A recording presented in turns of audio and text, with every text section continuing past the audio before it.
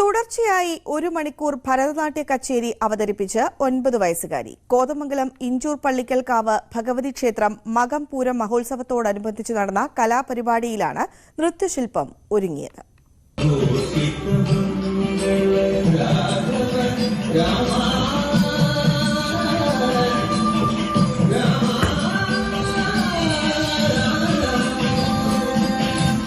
ഒൻപതുകാരി സാൻവി നൃത്തം പഠിക്കാൻ തുടങ്ങിയിട്ട് 6 വർഷമായി. പല ഇനങ്ങളിലും മികവ് പുലർത്തി.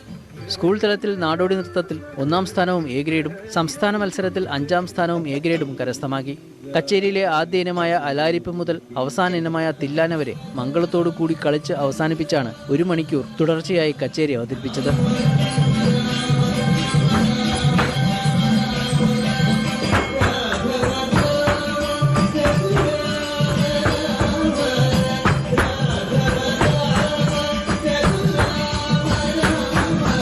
കോതമംഗലം ക്രിസ്തുജ്യോതി ഇന്റർനാഷണൽ സ്കൂളിലെ 4-ാം ക്ലാസ് വിദ്യാർത്ഥിനിയാണ് സാൻവി.